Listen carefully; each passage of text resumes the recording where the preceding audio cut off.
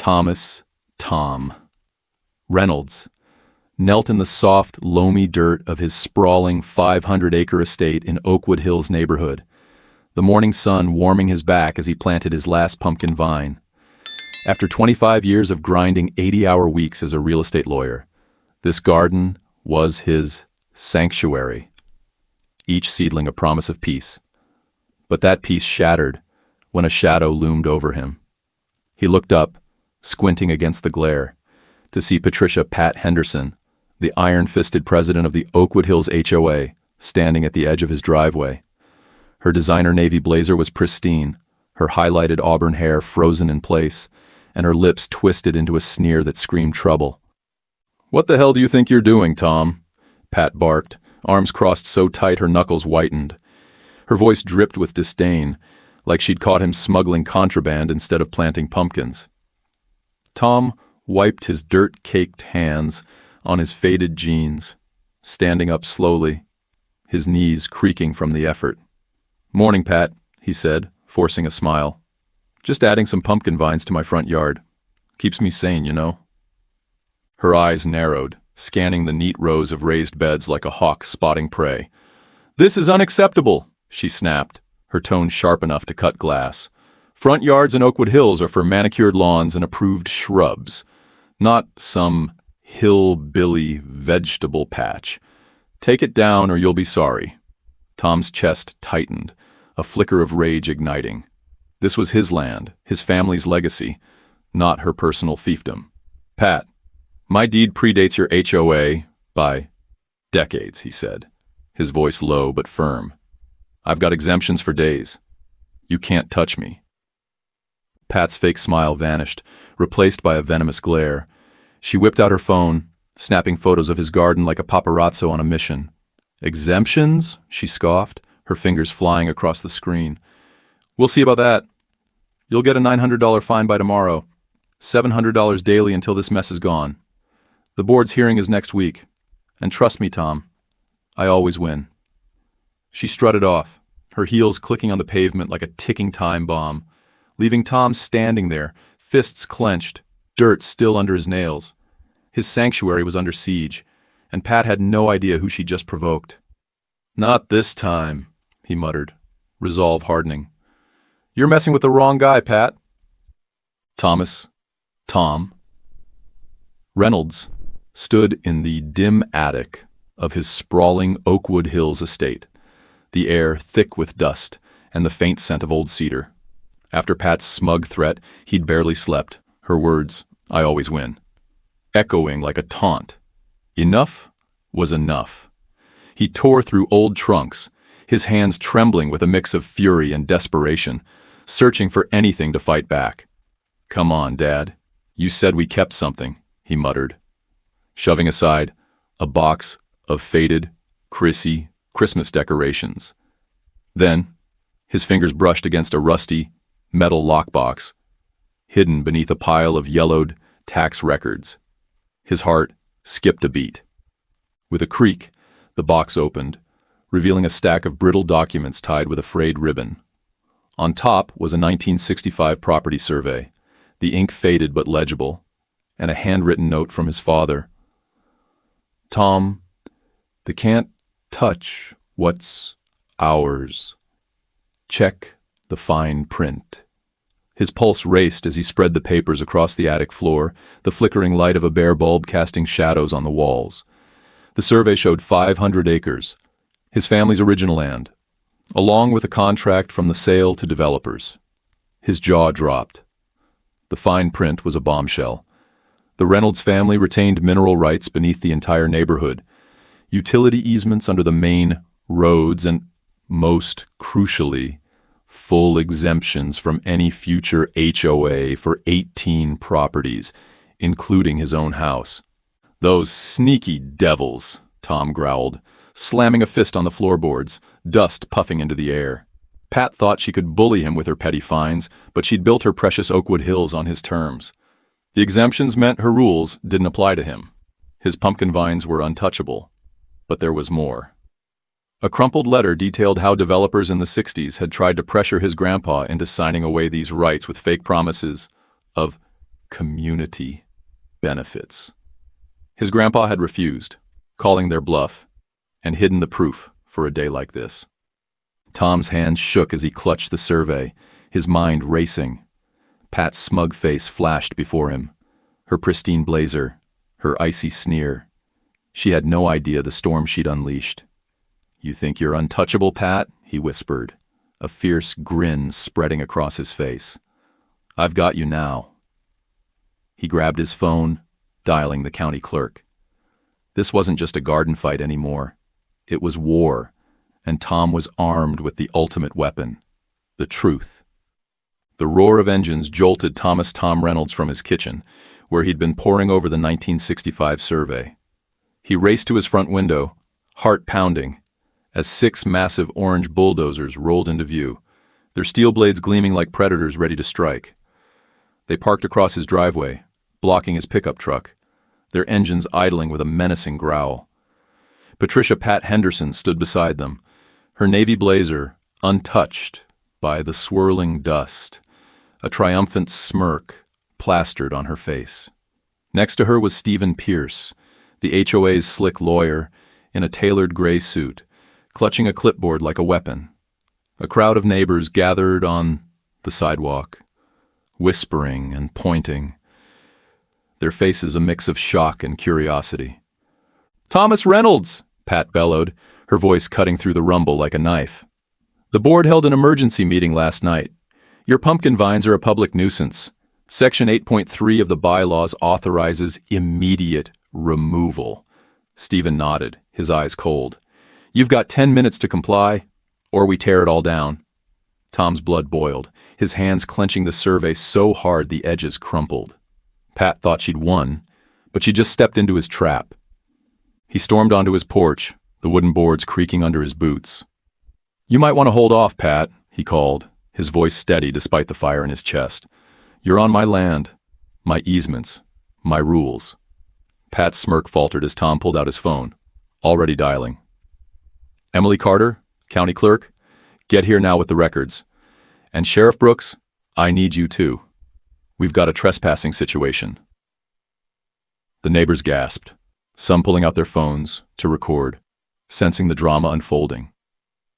Within 20 minutes, Emily arrived, her county SUV kicking up gravel, followed by Sheriff Daniel Dan Brooks in his cruiser, lights flashing. Emily spread the 1965 survey across the hood of her car, her voice firm. "The Reynolds family owns the utility easements under this road and exemptions for 18 properties, including Tom's. Those bulldozers are trespassing." Dan nodded, his hand on his citation book. "Move 'em now, Ms. Henderson, or I'll impound them." The crowd erupted, neighbors cheering as Pat's face turned beet red. Mrs. Abigail Rivera, a frail 80-year-old widow, pushed forward, her voice trembling with rage. "Pat fined me $400 for my birdhouse last month. She's a tyrant." Others chimed in, shouting their own HOA horror stories, their anger igniting like wildfire. Tom stood tall, the survey in hand, watching Pat's empire crumble. This wasn't just his fight anymore. It was everyone's. The air in Tom Reynolds' living room was electric, as Abigail Abby Rivera, the feisty 80-year-old widow from down the street, shuffled in, her cane tapping the hardwood floor. Her eyes gleamed with a mix of defiance and triumph, clutching a thick manila folder that looked heavier than her frail frame could handle. "Tom, you need to see this," she whispered, her voice trembling with urgency as she handed him the folder. The crowd of neighbors packing his house, still buzzing from the bulldozer showdown, fell silent, their eyes locked on the yellowed papers spilling onto the coffee table. Tom's heart raced as he flipped through the documents, his lawyer instincts kicking in. Bank statements, transfer records, and HOA invoices stared back at him, each page more damning than the last. Patricia Pat Henderson and her slimy lawyer Stephen Pierce had siphoned off a staggering $650,000 from the HOA's funds, funneled through fake community improvement fees, like a $200,000 pool renovation that never happened. The pool still sat cracked and empty, a mockery of their lies. "Those greedy snakes," Tom hissed, slamming the folder down, his voice shaking with rage. "They've been robbing us blind." Abby nodded, her wrinkled hands trembling as she pointed to a highlighted line. "My late husband was an accountant. He taught me how to spot fraud. When Pat fined me $400 for my birdhouse, I started digging. They've been at this for years." The room erupted, neighbors shouting over each other. "They fined me $700 for my grandkids' bikes," yelled Mrs. Harrison. "They banned my solar panels, $900 penalty, what?" Another growled. The anger was a wildfire, spreading fast, and Tom knew it was time to strike. That night, the Oakwood Hills clubhouse was packed, over 200 residents crammed inside, some standing in the doorway, others peering through windows. Tom stood at the front, Abby's folder projected on a screen behind him. "Pat and Stephen stole $650,000. Your money," he roared, pointing to the bank transfers. The crowd gasped, then boiled over with fury. "Get them out!" someone shouted.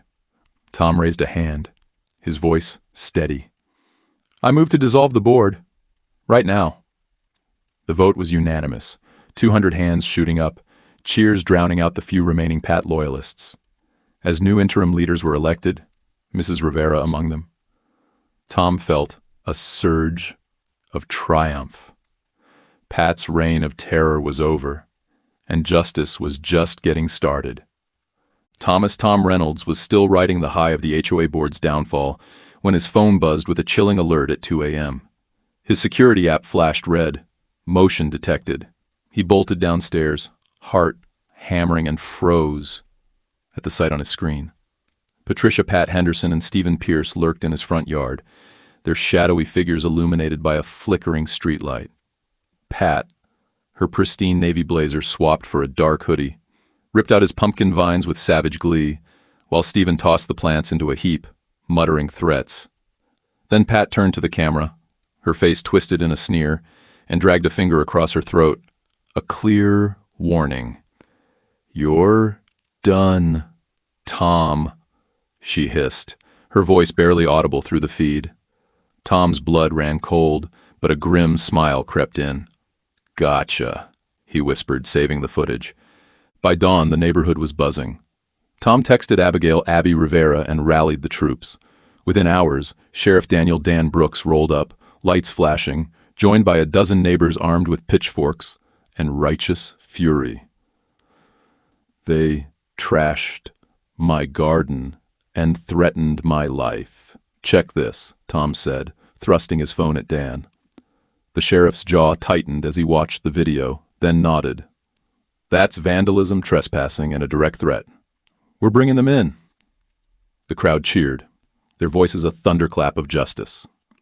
Pat and Stephen didn't see it coming. As they strutted out of Stephen's sleek Mercedes that afternoon, Dan and his deputies swooped in, cuffs gleaming. "Patricia Henderson, Stephen Pierce, you're under arrest for theft, property damage, and intimidation," Dan barked. Pat's face went from smug to ghostly white, her designer heels digging into the dirt as she struggled. "This is a setup! My husband golfs with the mayor!" she shrieked, but the neighbors drowned her out with booze. Stephen's lawyerly cool crumbled, his briefcase dropping as he stammered excuses. The crowd, now 50 strong, snapped photos, their phones lighting up the scene like a paparazzi frenzy. The county prosecutor wasted no time. With Abby's $650,000 embezzlement evidence and Tom's video, Pat and Stephen were slapped with charges that stuck. Their trial was a circus, but the verdict was sweet. Guilty on all counts. Sentenced to community service and hefty fines, their power evaporated. Tom stood on his porch, watching their fancy cars towed away, a triumphant laugh escaping him. "Taste that, Pat. You tried to bury me, but you planted your own downfall." The community rallied, turning Pat's confiscated lot into a vibrant community garden, complete with a "No HOA Tyrants" sign. As kids played and neighbors planted, Tom savored the victory, knowing his grandpa's legacy, and his pumpkins were safe at last. The sun shone brighter than ever over Oakwood Hills neighborhood as Tom Reynolds stood on his freshly rebuilt porch, a ripe pumpkin from his thriving vines cradled in his hands. The nightmare with Patricia. Pat Henderson was finally over, and the community had risen from the ashes of her tyranny like a phoenix. After Pat and Stephen Pierce were carted off to face justice, the residents had gathered in the old clubhouse, now stripped of its stuffy HOA banners, and voted unanimously to dissolve the corrupt HOA for good. In its place, they formed the Oakwood Harmony Crew, a friendly council with one golden rule: live and let live. Gardens, colorful fences, even quirky yard art. Everyone was free to be themselves. Pat's sprawling McMansion, once a symbol of her iron grip, had been sold off after her guilty verdict landed her in jail for fraud and vandalism. The new owners, a sweet young family, donated the land to the neighborhood with a grin. "Turn it into something beautiful," they'd said, and they did. By spring, the lot bloomed into a vibrant community garden, bursting with tomatoes, sunflowers, and laughter. A hand-painted sign stood proudly at the entrance. Pat's Plot, now everyone's paradise. Kids ran through the rows, their giggles mixing with the hum of bees, while neighbors swapped seeds and stories under a new pergola, built by hand during a weekend work party. On the first anniversary of their victory, Tom and Abigail "Abby" Rivera organized a massive block party in the garden, the air thick with the scent of grilled corn and homemade pies. Over 300 residents showed up, their faces glowing with pride as they danced to a local bluegrass band, the music echoing across the fields. Mrs. Harrison, once fined $700 for her grandkids' bikes, now led a kids' scavenger hunt, her laughter brighter than ever. Abby, frail but fierce, handed Tom a glass of lemonade, her eyes misty. "You did this, Tom," she said, nodding at the sea of smiling faces. "Your grandpa would be proud as a peacock." Tom raised his glass, his voice booming over the crowd. "To unity, to justice, and to never letting bullies win."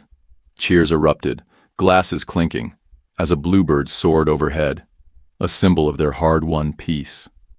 Pat had tried to break them, but she'd only made them stronger.